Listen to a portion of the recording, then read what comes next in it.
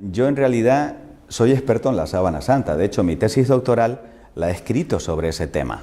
Y muchísima gente me decía, bueno, pero ¿y cuándo vas a hacer algo sobre la Virgen? Así que por eso estoy aquí con la tilma del indio Juan Diego. ¿Cómo sabemos estas cosas? Pues lo sabemos a través de los documentos históricos que nos hablan acerca de cómo se llevó a cabo la imagen. Hay un documento muy interesante, es un relato corto que se lo debemos a este señor que estamos viendo aquí venerando la imagen, el padre Juan González. Él era el secretario y el intérprete del primer obispo de México, Fray Juan de Zumárraga, que no sabía hablar náhuatl, que es el idioma que utilizaban los indígenas en el momento de la aparición. Sin embargo, hay un texto muchísimo más importante que además se ha convertido en uno de los elementos clave de la literatura mexicana, el Nicán Mopohuá. Ese texto se lo debemos a Antonio Valeriano, que era un indígena increíblemente culto. No solamente sabía hablar perfectamente castellano, sino que también hablaba latín, se convirtió en gobernador durante muchísimo tiempo y hay documentos que hablan de la valía que tenía este hombre. Él además escuchó en muchas ocasiones de boca del propio Juan Diego el relato, Juan Diego es el vidente, que os voy a contar a continuación. Y concluyó la redacción del Nicán Mopohuá en el año 1548, que fue el momento en el cual fallecieron Fray Juan de Zumárraga y el indio Juan Diego, el vidente de esta aparición. De hecho, quiero que os fijéis que en la parte superior de la primera página de este texto dice justamente esas dos palabras, Nicán Mopohuá, que en náhuatl significa aquí te cuento o aquí se cuenta. ¿Y qué es lo que se cuenta? Bueno, pues para poder contaros la historia de la aparición de la Virgen de Guadalupe nos vamos a ir de Barcelona a México y vamos a trasladarnos también en el tiempo, al 9 de diciembre del año 1531. Lógicamente, México como tal no existía. México es un estado moderno. En aquel momento se llamaba Tenochtitlán. Y resulta que el gran protagonista de esta historia es Cuauhtlatohuac. ¿Cómo se llama? Vale, otra vez, Cuauhtlatohuac. Precioso nombre. Ya saben que si quieren bautizar a un niño le ponen Cuauhtlatohuac. Tlato para los amigos. Pues bien, Cuauhtlatohuac quiere decir el que habla como águila. Era un indígena mexica, o sea, mesoamericano, que había nacido en el año 1474. Se había convertido y había sido bautizado con el nombre de Juan Diego. Juan Diego tenía 57 años en el momento de la aparición.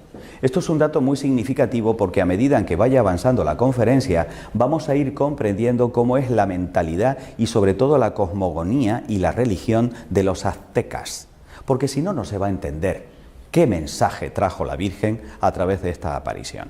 Por lo tanto, quedémonos con esto. Cuauhtlatohuac es el que habla como águila, ya veremos qué significado tiene eso para el indígena, y que tuvo la aparición cuando ya era un anciano, con 57 años. En aquel momento era ya bastante viejito. ¿Y qué es lo que nos cuenta el Nicán Mopohuá? Pues que el indio Juan Diego iba desde su lugar de residencia hasta Tlatelolco, que era donde se encontraban los misioneros para poder recibir la instrucción religiosa, en la mañana del 9 de diciembre de 1531. Al pasar por el cerrito Tepeyac, una montañita de 40 metros de altura, él se sintió atraído por el canto de unos bellísimos pájaros y notó que algo extraño y maravilloso estaba sucediendo y fue testigo de la aparición de una bellísima doncella a la que él llamó Nuestra Madrecita.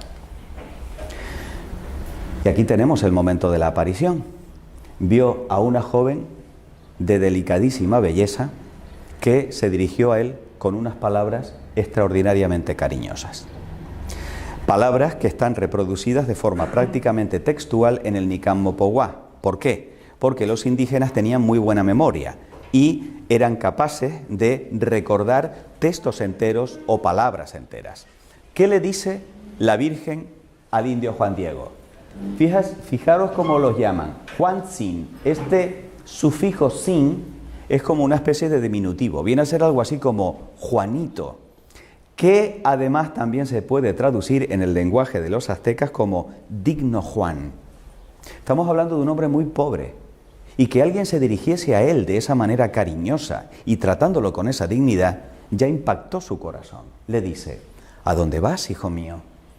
Ten por cierto, el más pequeño de mis hijos, que yo soy la perfectísima siempre Virgen Santa María.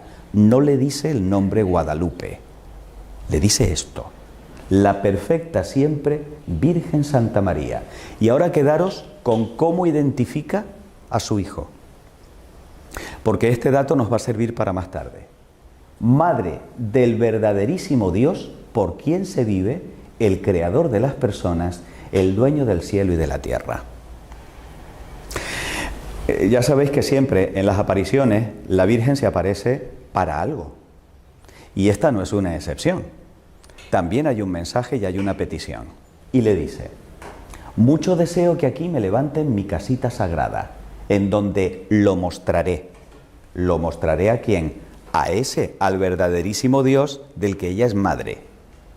Lo daré a las gentes con todo mi amor personal, en mi mirada compasiva, en mi auxilio, en mi salvación. Porque yo en verdad soy vuestra madre compasiva, tuya y de todos los hombres que en esta tierra estáis. Porque allí escucharé su llanto, su tristeza, para remediar y para curar todas sus diferentes penas, sus miserias y dolores. Anda al palacio del obispo y le dirás cómo yo te envío, y ten por seguro que te lo pagaré. El indio Juan Diego se expresa en el Nican Mopogua de una forma verdaderamente encantadora. Yo os invito a que cuando no tengáis nada mejor que hacer, entréis en internet y descarguéis el Nican Mopogua, es fácilmente descargable en PDF, y leáis las palabras textuales con las que se dirige el indio Juan Diego a la Virgen, porque la trata, en eso es muy canario, de mi niña. Mi niña, ¿qué quieres, mi niña? ¿En qué puedo servirte, niña mía? Y a partir de ese momento él se refiere a la Virgen como mi niña del cielo. Es bellísima la historia. Bueno, por supuesto, Fray Juan de Zumárraga, el obispo, no lo cree. De tal manera que era un franciscano que prácticamente acababa de llegar a México. Era un hombre bondadoso y era también muy culto, pero se tenía que valer de el padre Juan González para poder hacer la traducción al náhuatl, ya que él todavía no hablaba esa lengua. Pues bien, sucede que el hecho de que llegara un indígena recién convertido diciendo que se le había aparecido la Virgen y que encima estaba pidiendo que se le construyera un templo en el llano, pues aquello estaba totalmente fuera de lugar para este hombre, y le dice: vale, Juan Diego, vente mañana que ya esto lo veremos en otro momento. Juan Diego, obediente, se va del palacio del obispo y vuelve otra vez al Tepeyac, en donde por segunda vez se encuentra con la niña celestial y le dice: ay, mi niña, manda a alguien más culto que yo no sé nada, yo soy un ignorante, yo soy un hombre de la tierra. A lo cual la Virgen le responde: escucha al más pequeño de mis hijos, ten por cierto que no son escasos mis servidores, mis mensajeros, pero es muy necesario que tú personalmente vayas, y mucho te ruego, hijo mío el menor, y con rigor te mando, que otra vez vayas mañana a ver al obispo, y de mi parte hazle saber mi voluntad. El indio Juan Diego se despide de ella y por supuesto queda que en efecto va a volver al día siguiente para poder insistir en el mensaje que tiene para Fray Juan de Zumárraga. En esa segunda entrevista con el obispo tampoco le cree, y entonces Fray Juan de Zumárraga, ya, como decimos en Tenerife, un poco mosqueado, le dice: bueno, dile a tu niña que te dé una señal para que así yo pueda creerla. Juan Diego no ve nada raro en esa petición, todo lo contrario, se pone muy contento porque dice: ay, qué bien, porque seguramente mi niña me va a dar la señal que me está pidiendo el obispo. Sin embargo, Fray Juan de Zumárraga ordena a dos sirvientes que sigan a Juan Diego, a ver qué hace, a dónde va, y si de verdad es cierta la historia. Juan Diego era un hombre que se conocía perfectamente a aquellos andurriales, y aunque él no sabemos si sabía que le estaban siguiendo, iba de una forma muy rápida y a pesar de ser un viejito, cogió camino y como que despistó a los sirvientes. Los sirvientes se cogieron un rebote y se lo tomaron muy mal. Y entonces volvieron otra vez a Fray Juan de Zumárraga y le empezaron a decir, mira, olvídate porque este es un cuentista. Esto lo que te está contando son mentiras, no le hagas caso, vete a saber qué es lo que quiere, etcétera, etcétera. Y empezaron a malmeter de Juan Diego con el obispo Fray Juan de Zumárraga. Pues bien, una tercera aparición en la cual le dice, mi niña del cielo, el obispo me pide una señal. Dame algo para que yo le pueda demostrar que en efecto estás aquí ante mí. Y entonces le dice la Virgen, bien está, hijo mío. A mí esto siempre me ha llamado la atención, ¿eh? La Virgen se somete a la voluntad del obispo. Ojo con esto. A mí me parece de una enorme trascendencia. La Virgen es fiel al proyecto de su hijo y no debemos olvidar de que la Iglesia es jerárquica. Y por tanto, si ella se somete a lo que es el mandato del obispo, ¿por qué no lo vamos también a hacer nosotros? Aunque el obispo no nos caiga bien o no comprendamos aquellas cosas que nos está pidiendo en un determinado momento. Pues dice, volverás aquí mañana para que le lleves al obispo la señal que te ha pedido. Con esto te creerá, y acerca de esto ya no dudará, ni de ti sospechará. Y sábete, hijo mío, que yo te pagaré tu cuidado y el trabajo y cansancio que por mí has emprendido. Palabras llenas de dulzura que llevan al éxtasis al indio Juan Diego. Sin embargo, ya sabéis que cuando el Señor nos manda una misión, el diablo siempre se pone a alborotar, lo cual es una gran señal, porque quiere decir que las cosas están conforme al Evangelio y que eso que el Señor nos ha mandado le va a hacer daño. ¿Y de qué manera intenta desbaratar los planes de la Virgen? Veréis, Juan Diego vivía con Juan Bernardino, que era incluso más viejito que él, era su tío. Le había recogido en su casa y Juan Diego cuidaba de él. Ellos se dedicaban al pastoreo, a la recolección, eran agricultores. Le tenía un gran cariño, en realidad lo trataba como si fuera como un padre.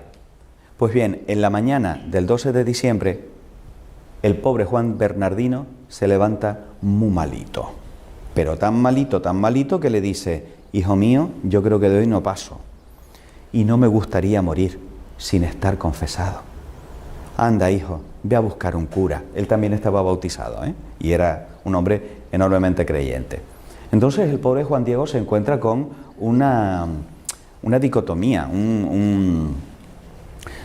una decisión que tomar. ¿Voy a donde está la niña del cielo o voy a cumplir con esta última voluntad de mi pobre tío antes de que se muera? ¿Sabéis lo que decide? Coger por otro camino. Dice, bueno, voy a conseguir al cura y luego ya vendré, que seguramente la niña me esperará. Sorpresa.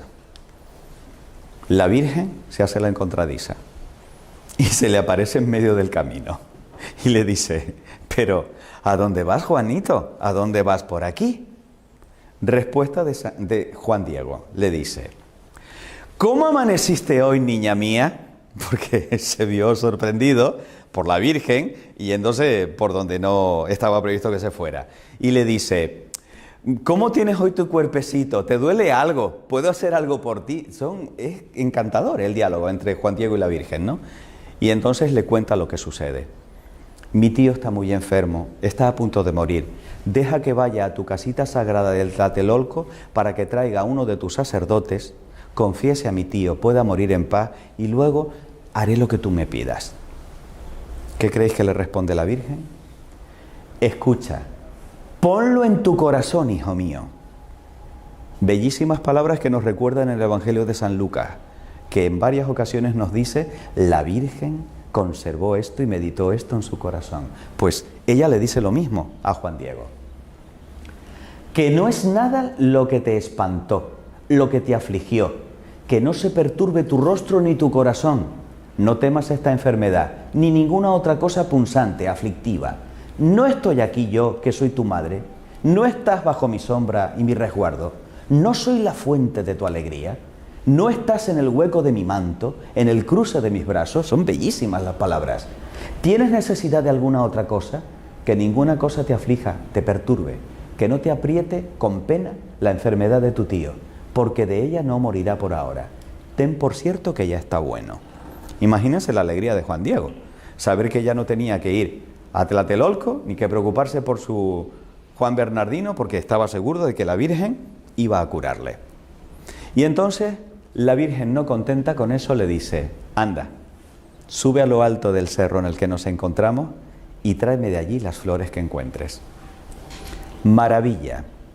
Cuando Juan Diego sube a lo alto del Tepeyac, se encuentra con que de manera milagrosa la Virgen ha hecho florecer en pleno invierno mexicano rosas de Castilla.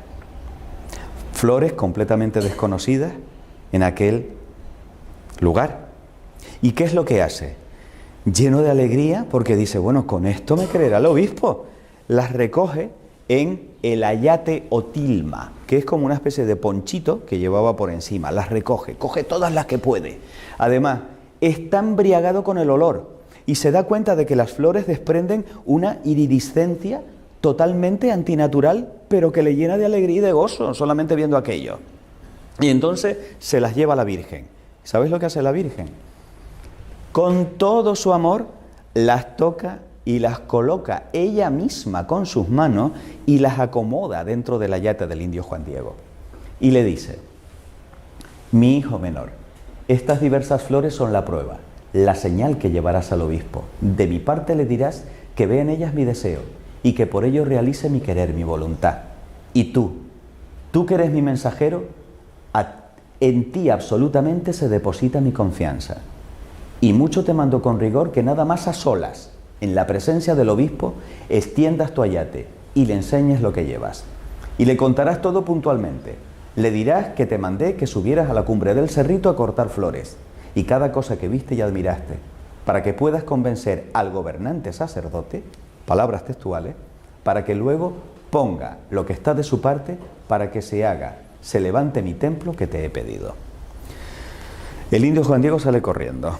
Le faltan tiempo para llegar al palacio del obispo. ¿Y qué es lo que se encuentra? Se encuentra con los sirvientes que le maltratan y que tratan de robarle el contenido que él llevaba atesorado en su corazón.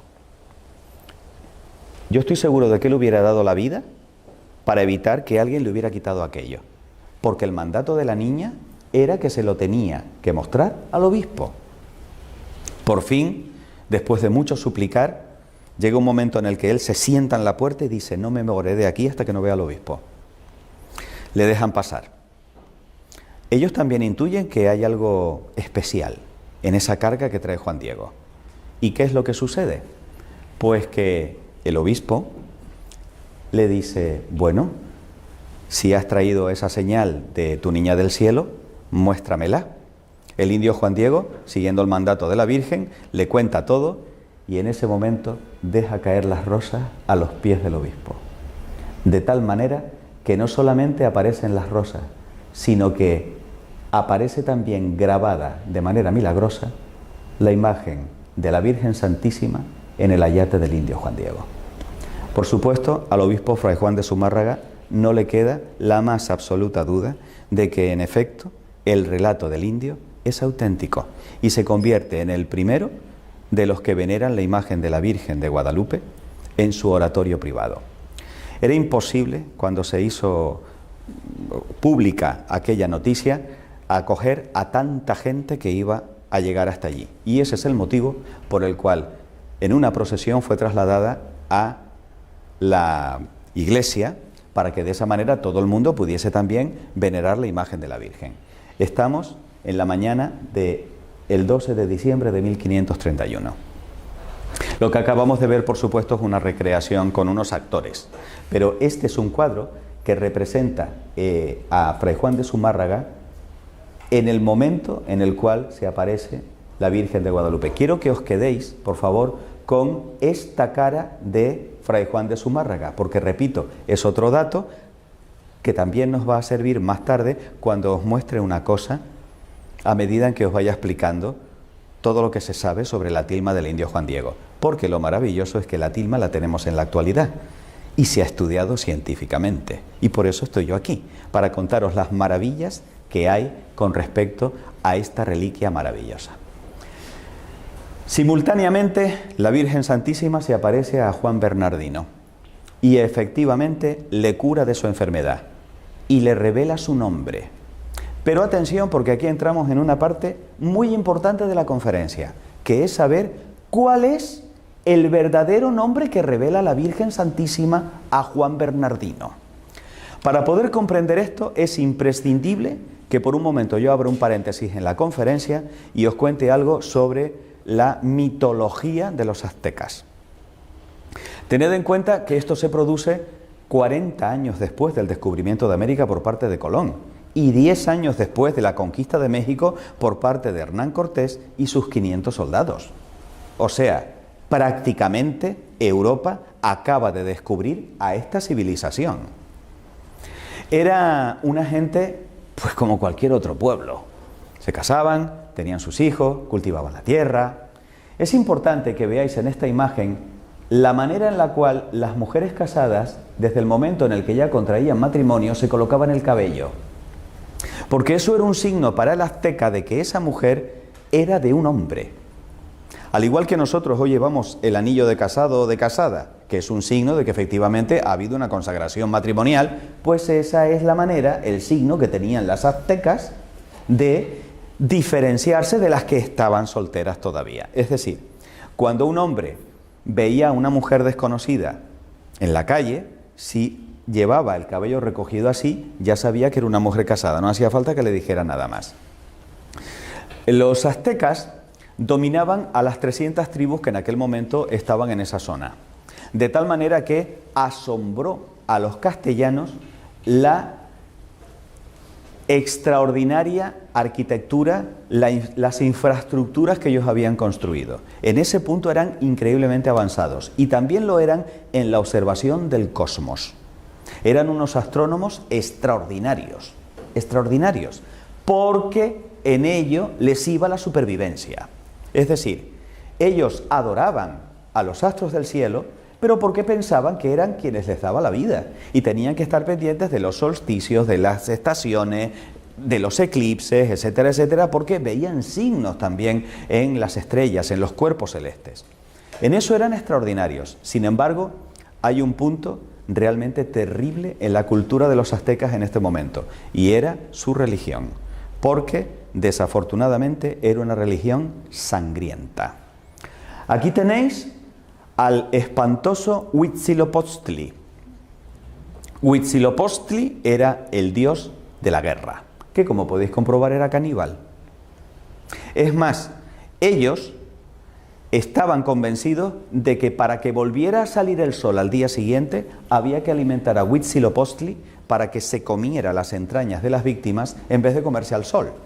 Es decir, para ellos era un ritual sagrado el llevar a cabo los sacrificios humanos horribles que sobrecogieron a Hernán Cortés y a los soldados cuando descubrieron todo esto. Es más, en un determinado templo había un ídolo en honor a Huitzilopochtli con la boca abierta y cuentan los cronistas que se escuchaba una voz demoníaca a través de aquel ídolo que pedía víctimas y que tenía una sed de sangre insaciable. De tal manera que en la crónica de Hernán Cortés y sus 500 soldados en 1519 se dice que el propio Hernán Cortés con un martillo destruyó aquel ídolo horrorizado con lo que estaba viendo. Pero tengan en cuenta que cuando ellos iban a la guerra no mataban, cosechaban, capturaban a las pobres víctimas y luego esas eran las que servían de sacrificio para Huitzilopochtli y compañía. De tal forma que la ofrenda de sangre garantizaba la pervivencia del mundo.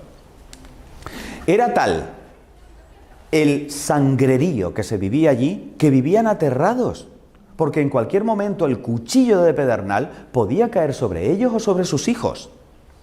Fijaros que Andrés de Tapia y Gonzalo de Umbría contaron 136.000 cadaveras humanas en uno solo de aquellos templos.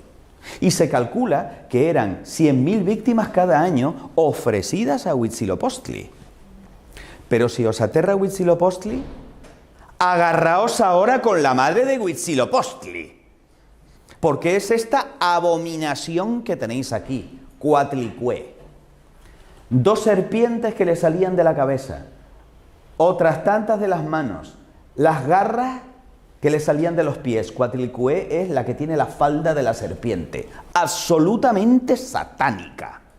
Es más, sacrificaban a las madres embarazadas, les sacaban los fetitos, desecaban las cabezas cortadas de los fetitos y con los cráneos adornaban a la Coatlicue, le ponían los collarcitos a la Coatlicue. ¿Sabéis dónde tenía el templo Coatlicue? En el monte Tepeyac, justamente donde escoge la Virgen aparecerse. ¿Y sabéis cuál es el nombre que le revela la Virgen Santísima a Juan Bernardino?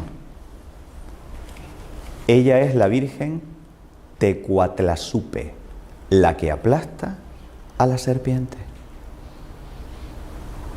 Yo no sé a ti, a mí esto me parece de una belleza indescriptible y de una sutileza de la Virgen alucinante.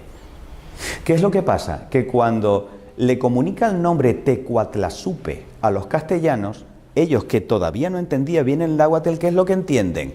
Tecuatlazupe de Guadalupe, la nuestra, la castellana, la que tenemos en Cáceres, pero ya me dirás tú qué tiene que ver la Virgen de Guadalupe con la que se conserva en Cáceres. Absolutamente nada. Es decir, la Virgen de Guadalupe es una errónea comprensión del nombre extraordinariamente significativo que revela la Virgen, porque es la que aplasta a la Coatlicue, a la serpiente sanguinaria madre de Huitzilopochtli.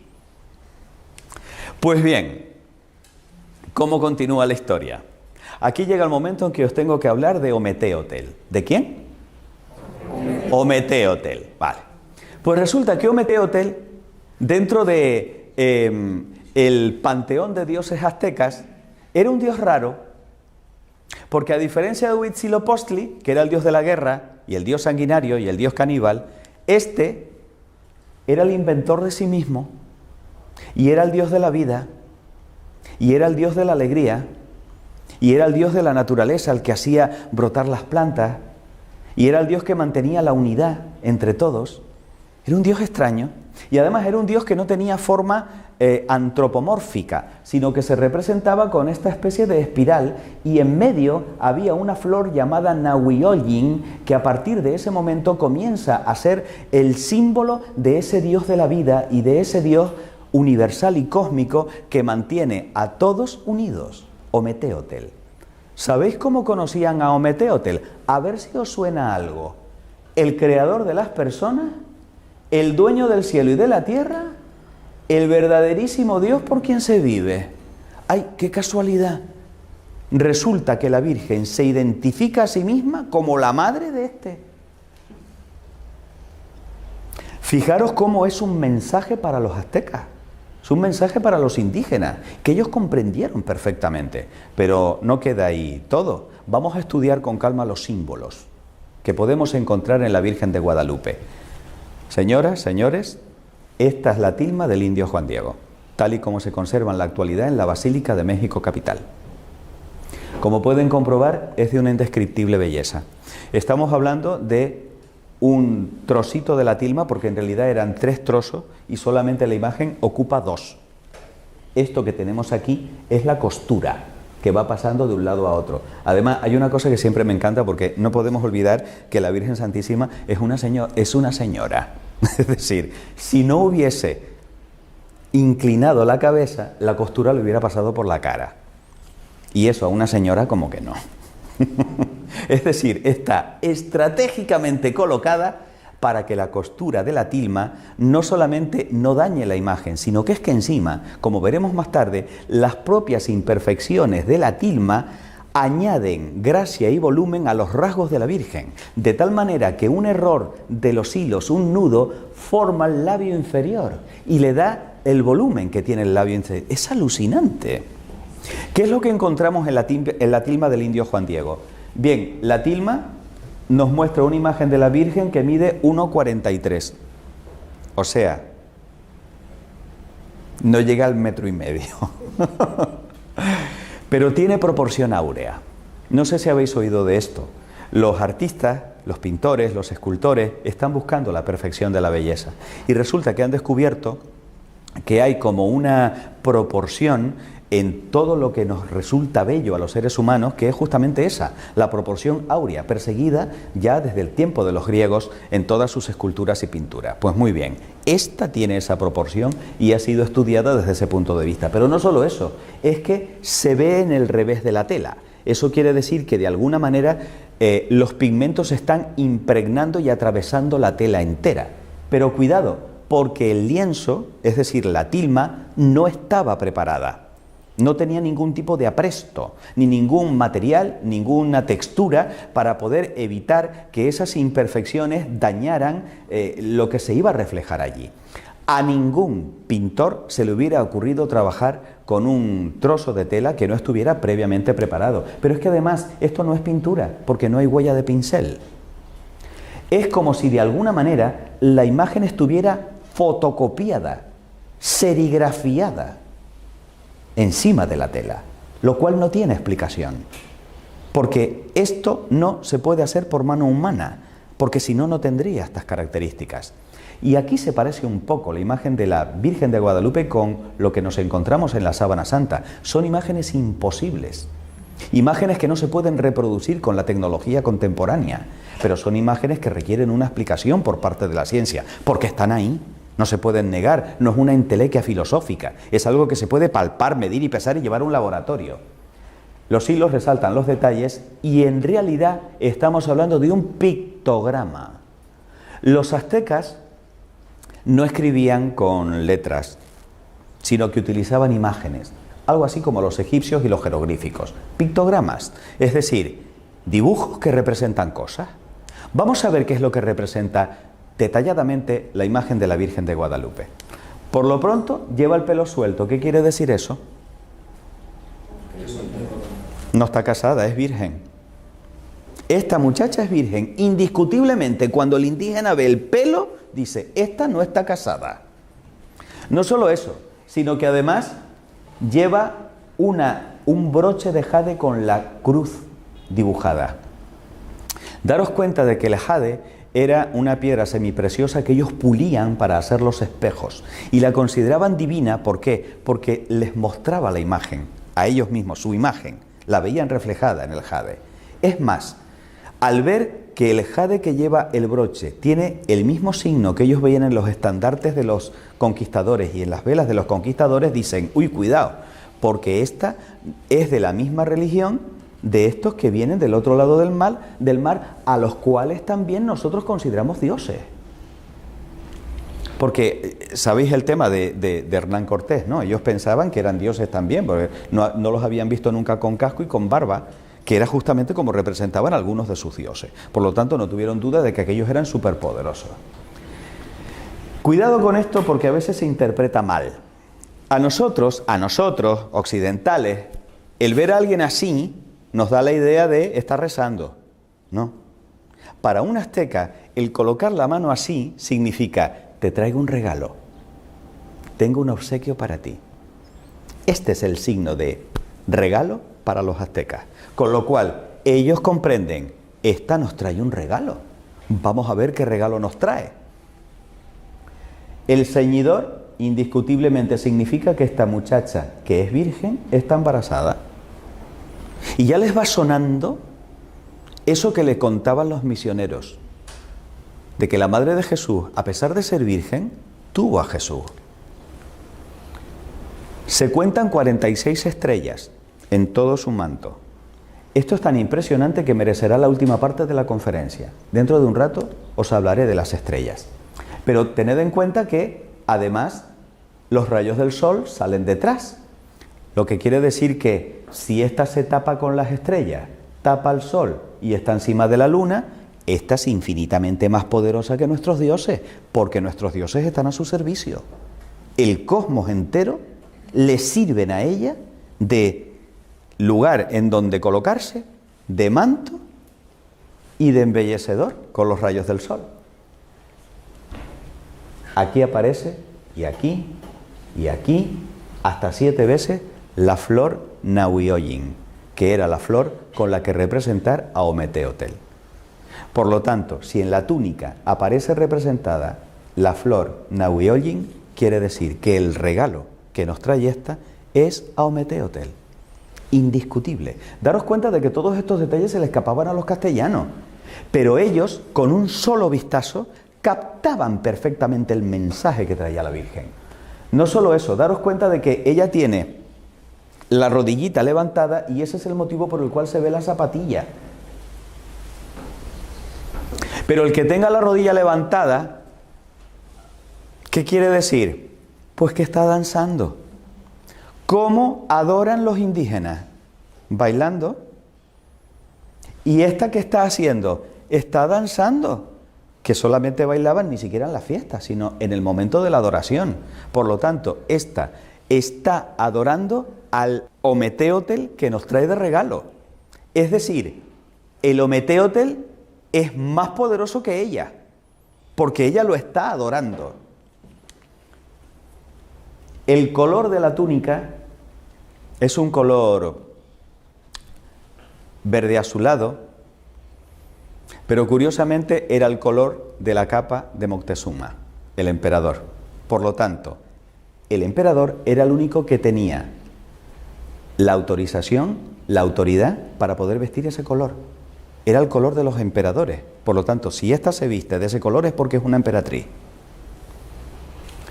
No solo eso, sino que además nos encontramos con que está sobre la luna, como ya os he dicho. ¿Sabéis lo que significa México? El ombligo de la luna. Por lo tanto, ella viene a posarse sobre nuestra tierra. Ella viene también a bendecir el ombligo de la luna, México. Y por último, el angelito. Quiero que os fijéis que el angelito tiene cara de anciano y que además va vestido con la camisa que llevaban los convertidos, los indígenas convertidos. Pero no tiene alas de angelito, tiene alas de águila. Que habla como águila. Es Juan Diego. Es decir, nos está trayendo a la Virgen. Y fijaros que con una mano coge el cielo, representado en la túnica, en el manto, y con otro coge la tierra, que es la túnica. Él une el cielo y la tierra a través de la Virgen Tecuatlazupe. Bellísimo. Bueno, pues una vez analizados los símbolos de la Virgen de Guadalupe, vamos a seguir profundizando en lo que es la teología aztecas. Tened en cuenta que para ellos había dos elementos absolutamente clave, que era el templo y las flores. ¿Por qué el templo? El templo tenía forma de montaña, pero esto es una constante en prácticamente todas las culturas. Las pirámides también tienen forma de montaña. ¿Por qué? Leed la Biblia. Incluso Jesús, todos los hombres de la Biblia suben y bajan de las montañas. Las montañas es el lugar privilegiado de encuentro con Dios. Claro, evidentemente, aquí vemos que es una montaña ensangrentada. Pero, ¿qué sienten ellos cuando descubren que los conquistadores ocupan sus templos? Que aquella civilización está herida de muerte y que o cambia o desaparece. Eso es lo que ellos interpretan cuando ven el templo profanado, entre comillas, por los conquistadores.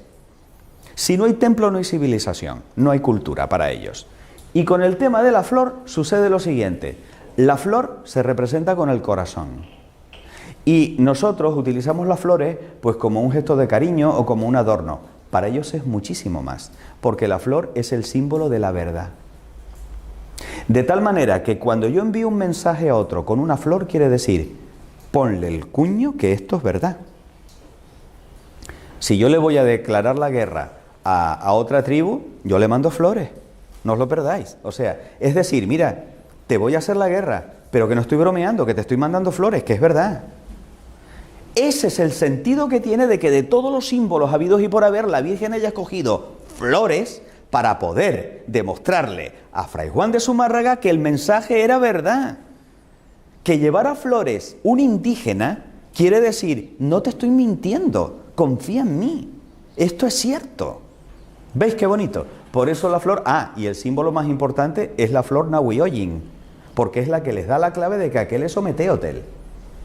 Eso es interesante, que vayamos también sabiendo un poco acerca de qué es lo que sucede con los símbolos para los aztecas y que los vayamos comprendiendo. Aquí empiezan las cosas raras y maravillosas de la tilma. Si yo cojo la imagen de la Virgen de Guadalupe y la coloco sobre un mapa de México, haciendo coincidir las flores Nahuioyin con las montañas y volcanes que en la realidad están en el mapa de México, coinciden perfectamente. Pero claro, esto solamente lo podemos comprobar viendo el mapa desde el espacio. Díganme quién colocó las flores en un mapa que solamente se puede ver desde el espacio en 1531.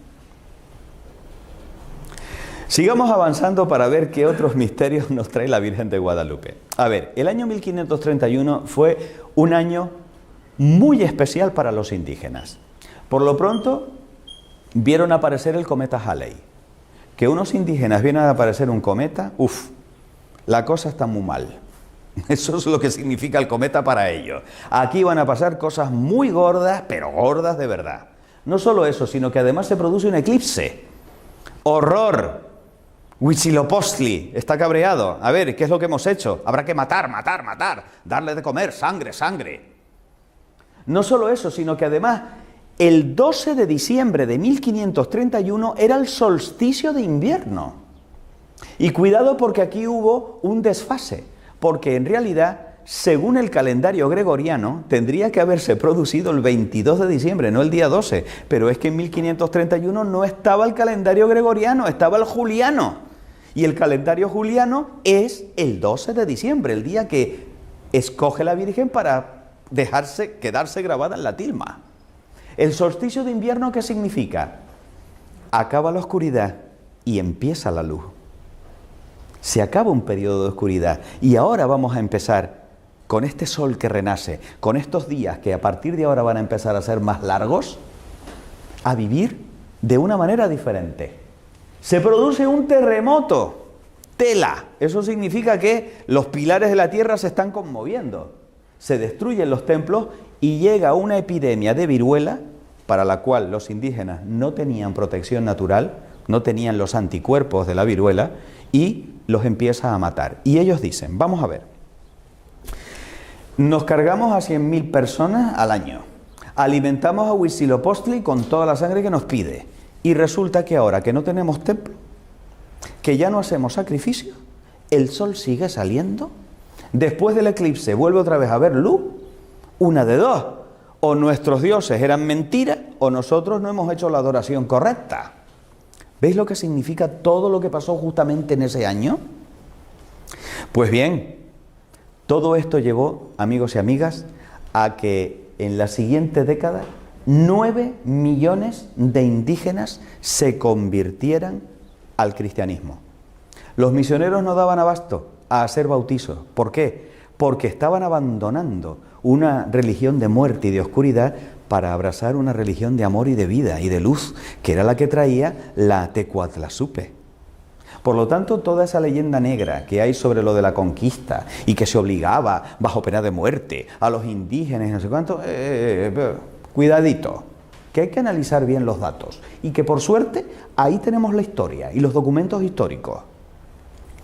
Pues bien, el Papa Benedicto XIV recibió inmediatamente, aparte de que se difundió toda la historia de la Virgen de Guadalupe por el cristianismo entero, una copia de la tilma del indio Juan Diego, y la Virgen terminó coronada como emperatriz de América. Hoy en día, este es el actual templo en México capital en el que se conserva la tilma del indio Juan Diego. Es el séptimo de los templos. Fue consagrado el 11 de febrero de 1976, Día de la Virgen de Lourdes. Y no solo eso, sino que tiene 10.000 personas de aforo. Fijaros además que tiene la forma como de la capa de la Virgen, ¿no? O sea, entramos bajo el amparo de la Virgen, debajo de su manto, debajo del manto de la Virgen. Es indiscutible que la cultura mexicana se ha fraguado en torno a la Virgen de Guadalupe.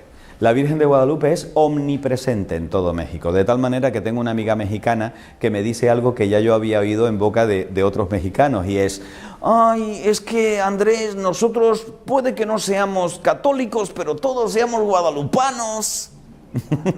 Es decir, la Virgen de Guadalupe es el amor de los mexicanos. Y eso sí, a lo mejor le dan cachetadas a la iglesia, pero a la Virgen de Guadalupe no se la toque. La Virgen de Guadalupe es una cosa especial. Nuestro bien amado Papa Francisco le tiene una devoción muy especial a la Virgen de Guadalupe. ¿Pero por qué? Porque resulta que hay un dato del Papa Francisco que desafortunadamente, desde mi punto de vista, ha sido silenciado de manera sistemática por los medios de comunicación, y es que el Papa Francisco, ahí donde lo ves, es un científico, está licenciado en ciencias químicas. ¿A que esto no lo sabían todos? O sea, por primera vez en 21 siglos, un científico se sienta en el trono de San Pedro, lo cual yo creo que es maravilloso para la Iglesia, puesto que es un hombre capaz de distinguir los hechos de las opiniones. Es decir, él comprende la naturaleza extraordinaria de la imagen reflejada en la tilma, como veremos a continuación, que no tiene una explicación racional, y por tanto, él, cada vez que tiene oportunidad, habla de la Virgen de Guadalupe y, por supuesto, se encomienda a la Virgen de Guadalupe. ¿Cuál es el siguiente paso para seguir profundizando? Vamos a analizar la tilma, porque da la sensación de que la tilma es indestructible. ¿Por qué digo esto?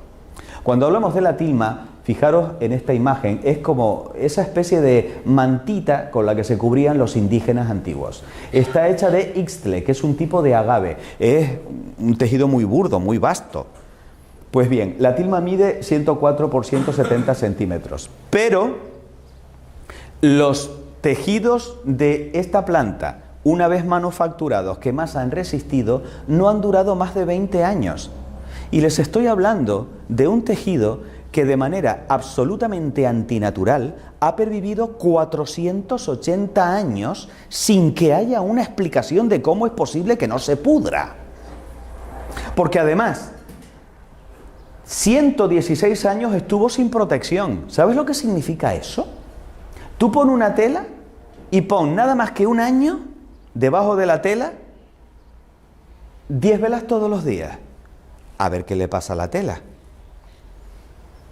Imagínate 116 años de velas, de rosarios pasados, de pañuelos, de medallas, de que si a alguno le dolía el cuello, se rozaba también con la tilma para que se le quitara, porque era la medicina, era el gran remedio para todo. 116 años, maravilla, repele el polvo, repele a los insectos, no hay ni un solo huevo de mosca, no hay la más mínima suciedad en la tilma. ¿Cómo es esto posible? No tiene explicación. Ya de por sí llama la atención, pero por si eso fuera poco, date cuenta de que el Tepeyac se encuentra junto al lago Texcoco, que es un lago con una salinidad tan potente que en 80 años termina deshaciendo el hierro.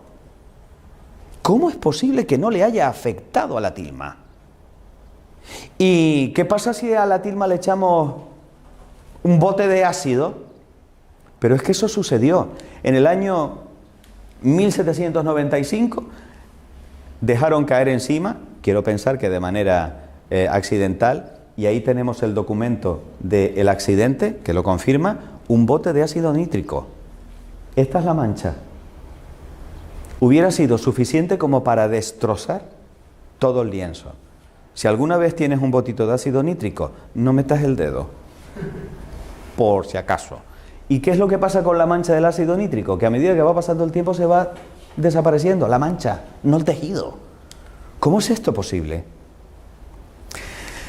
Por si eso fuera poco, el 14 de noviembre de 1991, este mequetrefe, Luciano Pérez Carpio, subió devoto con un ramito a depositarla bajo los pies de la imagen de la Virgen de Guadalupe, con un potente explosivo de dinamita que estalló, que reventó los cristales de toda la basílica, y que no solo eso, sino que hizo añicos los cristales de las casas de alrededor. Fijaros cómo quedó el Cristo de bronce que estaba también en el altar.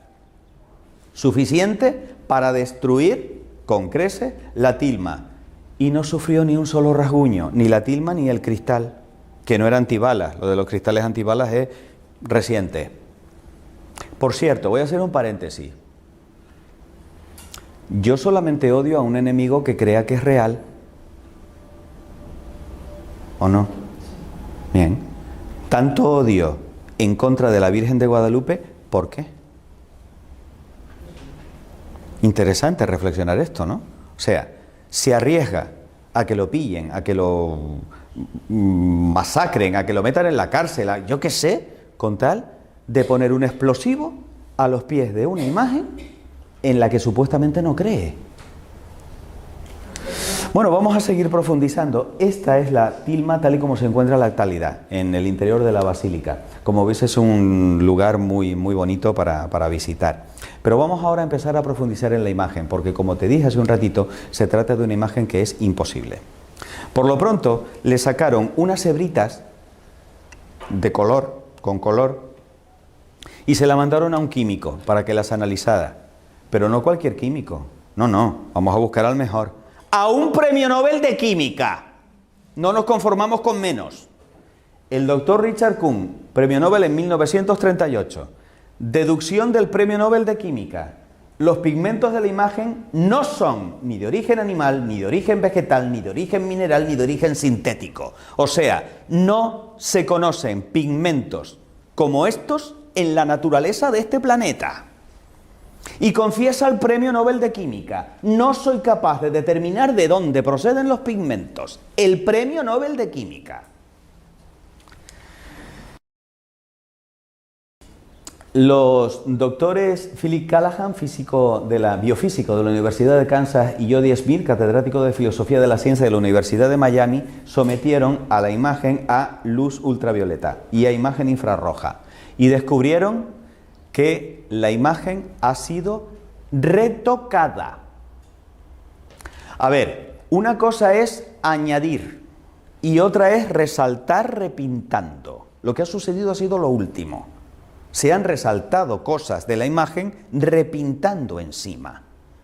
¿Y eso cómo lo podemos comprobar, aparte de lo que han hecho estos señores con la luz infrarroja y ultravioleta? Pues comparando la imagen actual con imágenes más antiguas. Por ejemplo, esta tomada por Manuel Ramos en 1923.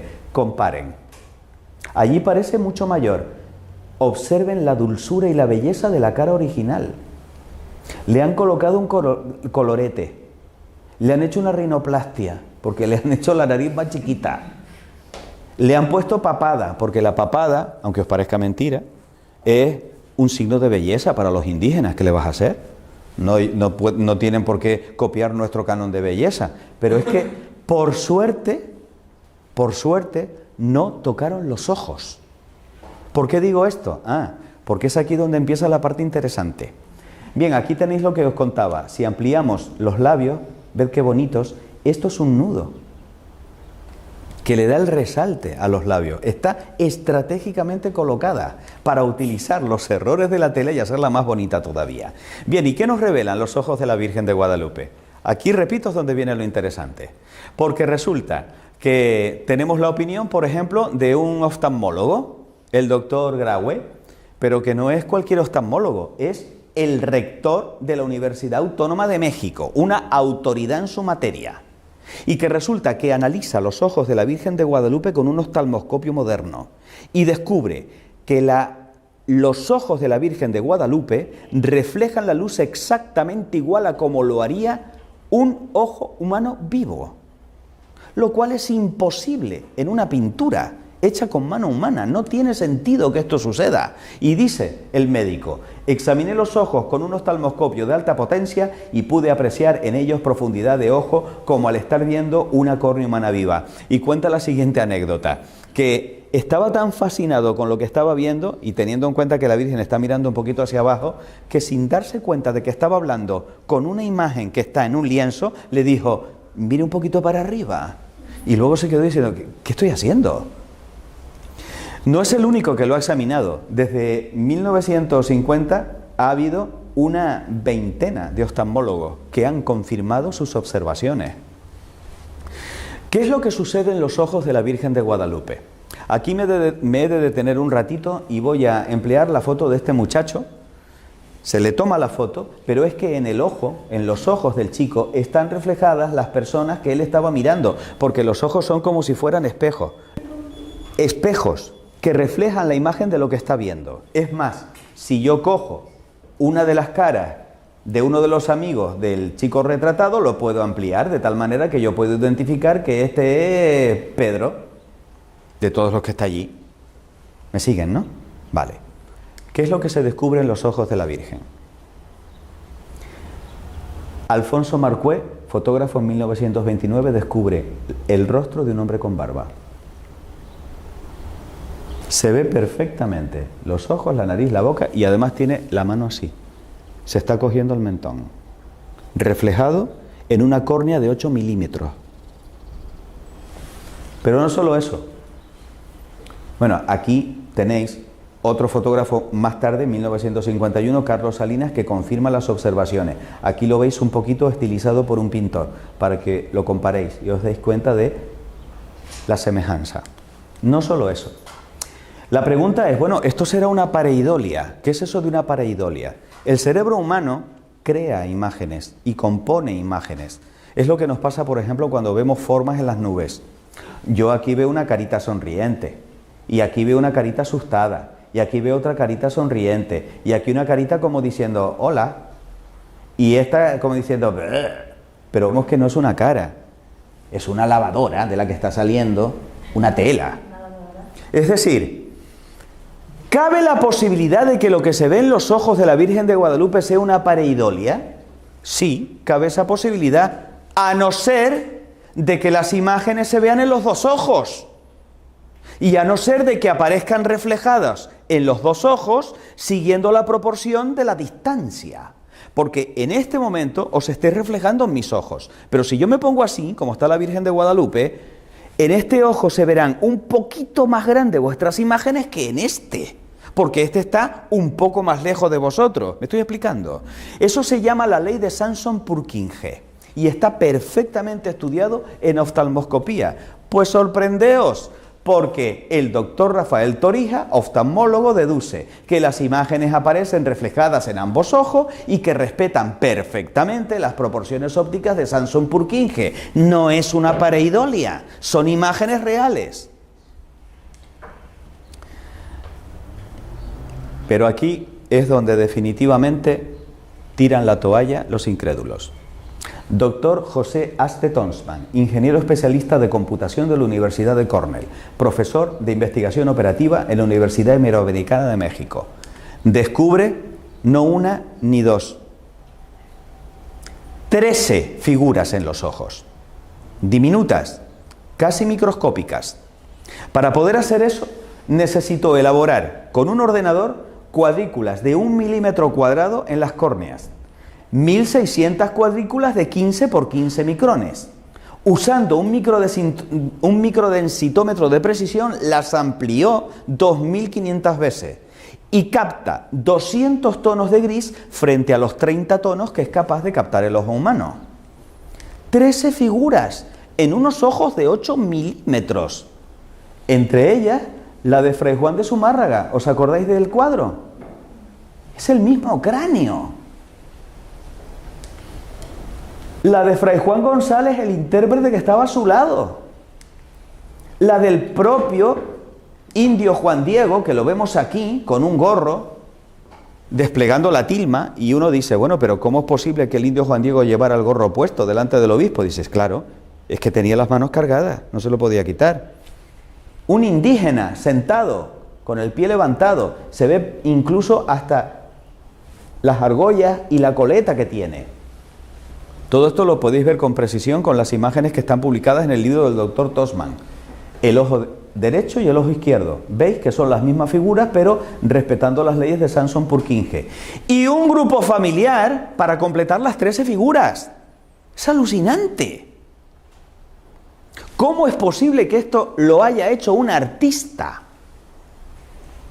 Cuando estamos hablando de que para ver esto necesito un ordenador de la era espacial, porque si no, no lo veo. Hipótesis. Pero bueno, ¿cómo es posible que aparezca el indio Juan Diego con la tilma extendida si la Virgen lo estaba viendo? El doctor Tosman dice, sí, es que en el momento en el que se extiende la tilma, la Virgen estaba invisible delante de aquel grupo de personas y un instante después proyecta su imagen en la tilma. Y la proyecta reflejando lo que ella está viendo un momento antes. Esa es la hipótesis. Esta sería la situación que tendría la imagen dentro del grupo de personas que aparecen también reflejados en sus ojos. ¿Y qué pasa con las estrellas? Bueno, pues a mí particularmente, que durante 4 años trabajé en el Instituto de Astrofísica de Canarias, esto ha sido una de las cosas que más me han tocado el corazón. Las estrellas reflejan la posición exacta de las constelaciones del norte y del sur, visibles el 12 de diciembre de 1531, solsticio de invierno. No están puestas al azar, aunque parece que sí. Tienen un porqué y un para qué esas estrellas. Porque hay un mensaje para los indígenas, pero también hay un mensaje para nosotros, y lo hemos descubierto recientemente. Porque cuando yo hago coincidir las estrellas, no coinciden, a no ser que yo les dé la vuelta. Y si les doy la vuelta a las estrellas, resulta que con las estrellas que se ven yo puedo completar las constelaciones y colocar las estrellas que no se ven. Es decir, a la derecha está el hemisferio norte, a la izquierda está el hemisferio sur. ¿Y qué constelaciones se pueden ver? Pues como podéis ver aquí, esto es un estudio de los doctores Cantó y García de León, astrofísicos. Se pueden observar constelaciones como por ejemplo Ofiuco, en la zona de la capucha, Libra, ya bajando por el brazo, Escorpión, del cual solamente vemos unas cuantas estrellas, Lupus o lobo, que aparece en esta zona del costado, Sagitario, también aparece aquí, la Cruz del Sur se ve perfectamente en la parte inferior, Sirio, perdida en uno de los pliegues, el boyero en el otro lado, en su hombro derecho, la Osa Mayor aparece también representada, muy fácilmente identificable, la cabellera de Berenice, los lebreles. O sea, como veis, estamos hablando de algo que realmente sobrecoge. Pero estamos hablando además, cuidado, de una imagen, vamos a dar a la anterior, una imagen especial porque es una imagen especular anamórfica de las constelaciones vistas desde el espacio. Desde la Tierra no se ven así. Una imagen especular porque refleja, como si fuera un espejo, y anamórfica, y se ve perfectamente en esta imagen, veis que aquí hay una cara de un hombre barbudo, ¿no? Reflejada en este vaso que es como si fuera un espejo, pero esto es lo que está reflejando. O sea, es como si aquí estuviera la Virgen encima del espacio y reflejara en su manto las constelaciones que están alrededor. Eso es lo que quiere decir esto. Está situada en el espacio, en el momento en el que se cubre con estas constelaciones, que tienen significado para nosotros. Porque qué casualidad que la corona boreal no le viene a caer en el pecho o en las piernas, le cae en la frente. Es una reina. El boyero es el guardián, probablemente representa a San José, el que cuida de la Virgen y del niño. Virgo viene a caer justamente sobre el vientre, es madre, pero es virgen también. Cristo es el león de Judá, por eso aparece también la constelación de Leo. El auriga es el buen pastor dentro de las constelaciones. Asclepio, hijo de Apolo, que es lo que representa a Ofiuco, era capaz de devolver la vida a los muertos. El centauro, que es mitad hombre, mitad caballo, un ser con dos naturalezas, igual que Cristo. Dios y hombre. La Cruz del Sur, el Calvario, naturalmente. Hay una estrella en la constelación de Leo, que es Régulo, que representa al pequeño rey. Esta nos trae a un rey pequeñito. Y, maravilla, Sirio, en un pliegue como protegida, que en la lengua original se conoce con el nombre de Nasirene. Blanco y en botella. Nazareno. Este es el misterio de las estrellas de la Virgen de Guadalupe y lo último que se sabe de la Virgen de Guadalupe, pero también tiene una significación bíblica. Apocalipsis 12. Apareció en el cielo una señal grande, una mujer vestida de sol, con la luna debajo de sus pies y sobre su cabeza una corona de 2 estrellas. Está reflejando a la mujer del Apocalipsis. Estamos terminando. ¿Cuáles son las conclusiones que podemos sacar a la luz de lo que os he explicado? Primero, el ayate ha pervivido 480 años. Eso es inexplicable. De la misma forma que también lo es que la imagen no se haya deteriorado en absoluto o que haya resistido al contacto del ácido nítrico en 1795 o que haya permanecido intacto tras la detonación explosiva del año 21. O los símbolos presentes en la tilma y que sean un códice dirigido a los indígenas mesoamericanos del siglo XVI, en lo que San Juan Pablo II llamó una perfecta inculturación. ¿Qué es eso de la inculturación? Es hablar a los pueblos según aquellas cosas que le motivan y que les llaman la atención. Porque evangelizar no es europeizar, es hablar con los signos significativos para las personas que reciben el mensaje. Lo que ha hecho ella, ha hablado con signos propios de aquella cultura. Y vaya si lo comprendieron. También es totalmente inexplicable científicamente que no se conozcan ni los pigmentos ni el procedimiento mediante el cual fue impresionada la imagen a un lienzo en el que no hay pinceladas, o que los ojos respondan a las características de una córnea humana viva. Y por supuesto no hay explicación a que existan 13 figuras humanas en los reflejos de las córneas solo visibles con tecnología contemporánea y que excluye cualquier posibilidad de casualidad o de fraude, o que las estrellas del manto muestren con precisión matemática las constelaciones visibles el 12 de diciembre de 1531. Estas son las conclusiones a las que me lleva la ciencia. La Virgen es auxilio de los cristianos. La invocamos así en uno de los bellísimos piropos que le lanzamos con las letanías lauretanas. Cuando se trasladó la imagen desde el oratorio de Fray Juan de Zumárraga en una procesión el 26 de diciembre de 1531, los indios, como ya sabes, iban danzando y desafortunadamente uno de ellos se clavó por accidente una flecha en la garganta y murió. Y entonces dijeron, vamos a llevársela a la Tecuatlazupe, que al fin y al cabo es la madre de Ometeotl, el dios de la vida. El indio volvió a la vida. De tal manera que aquí está el cuadro que representa ese momento. Cuando se extendió la noticia, llegaron en masa los indios de todo México para venerar a aquella que le había devuelto la vida a nuestro hermano. Voy a contaros una historia que a mí particularmente me parece muy bella. Ya estamos terminando. El 7 de octubre del año 1571 se llevó a cabo una batalla decisiva para Europa. Los turcos querían invadir Europa, ya habían cogido Chipre, que en aquel momento pertenecía a los reinos de Italia. Y en Lepanto se iba a librar la batalla para evitar que Europa cayera en manos de los musulmanes en aquel momento. Sabiendo eso, se lleva a cabo una Liga Santa, formada por el rey Felipe II, por el Papa y por Venecia, y lanzan la armada, pero la armada era infinitamente inferior que la increíble armada turca, una máquina de guerra perfectamente preparada para destruir al enemigo. ¿Qué es lo que hace el Papa?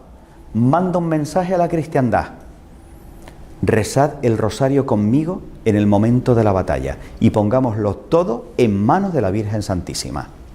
Andrea Doria, el almirante que iba al frente de una de las naves castellanas, de una de las naves de la Liga Santa, colocó en el estandarte la imagen de la Virgen de Guadalupe y de manera totalmente incomprensible empiezan los cristianos a ganar la batalla, a pesar de tener el viento en contra. Tampoco hay una explicación, ni siquiera desde el punto de vista estratégico militar, a que hayamos ganado la batalla de Lepanto frente a los turcos, a no ser que haya habido ayuda del cielo. De tal manera que, para confirmar que efectivamente ahí estaba sucediendo algo más que una batalla militar, el Santo Padre San Pío V tuvo una visión en el Vaticano, a muchos kilómetros de distancia de la batalla, de que se había ganado la guerra de Lepanto. Y así se lo comunicó a los cardenales que estaban en ese momento rezando por él, con él. Y además se conservan las actas de la hora en la que el Papa dijo: tranquilo, hemos ganado la guerra gracias a la Virgen Santísima. Eso de auxilio de los cristianos es una letanía lauretana impuesta por el Papa San Pío V en agradecimiento por haber vencido la batalla de Lepanto. Ya no te olvidarás de eso cada vez que la pronuncias después de rezar el rosario. Bellísimo. La Madonna di Santo Stefano de Abeto se conserva, esta fue la que iba en el buque de Andrea Doria. Se conserva en la actualidad en Génova, pero tenéis una sorpresa aquí en Barcelona. No sé si lo sabéis. Tenemos al Cristo de Lepanto, que también iba en una de las naves. Tenéis la posibilidad de venerarlo en la Catedral de Barcelona. Maravilloso. Bueno, ¿y qué fue del indio Juan Diego después de todo esto? Sobrevivió 17 años a las apariciones. El indio Juan Diego se trasladó a vivir en una casita humilde, chiquitita, porque quería estar cerca de su niñita del cielo. Y el resto de su vida se dedicó a contar una y otra vez a la gente que se lo pedía el relato de las apariciones. El indio Juan Diego murió y la Virgen no se deja ganar en generosidad. Le había dicho: te lo pagaré, y vaya si se lo pagó. Porque el 31 de julio del año 2002, San Juan Pablo II decretó que Juan Diego es santo y está con su niña en el cielo. Por eso podemos invocarle como un santo, San Juan Diego, el que habla como águila, el que nos trae la nueva evangelización. ¿Cuál fue el milagro mediante el cual se canonizó al indio Juan Diego? Juan Barragán, un chico de 20 y pocos años, drogadicto, estaba pasando por el mono de no tener la droga, y fue tal su desesperación que se lanzó del balcón al suelo. Quinto piso. Bajo los ojos de su madre, desesperada, que no pudo evitar que su hijo se tirara por el balcón. Lo que sí hizo la madre fue invocar a Juan Diego. Cuando escuchó el golpe del cráneo en el asfalto, bajó corriendo las escaleras y se encontró con que efectivamente su hijo estaba perdiendo masa cerebral, tenía los sesos desparramados. Lo único que hicieron los de las ambulancias fue confirmar la muerte del muchacho y cubrirlo con una sábana. Y de repente, cuando lo iban a meter dentro de la ambulancia, el chico se levanta, hace así, se cierra al mismo el cráneo y dice: ¿qué me ha pasado, madre? Se lo llevan al hospital y el médico encargado de hacer todo el informe, que después fue por supuesto consultado por la comisión para la canonización del indio Juan Diego, certificó que aquel chico era imposible que sobreviviera. De hecho, le colocaron un respirador, no podía respirar por sí mismo. Reunió a la comisión ética del hospital y dijo: mira, vamos a desconectarlo porque está clínicamente muerto. Cuando volvieron a la habitación se encontraron que el chico estaba sentado y estaba pidiendo de comer. No me lo estoy inventando yo, están las actas, se puede leer. Por lo tanto, ahí tenéis el milagro de San Juan Diego.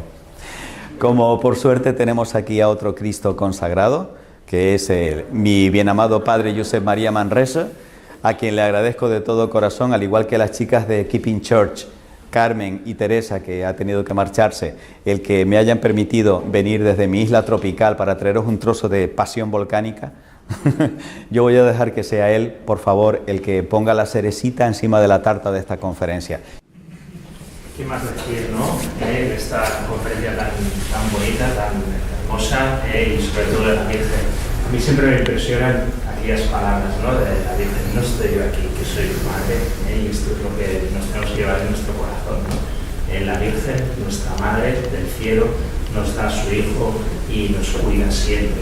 A ella tenemos que acudir en toda ocasión, en todo momento, y ella nos protege, nos acompaña y nos bendice, y nos trae su regalo, su ofrenda, que es su Hijo.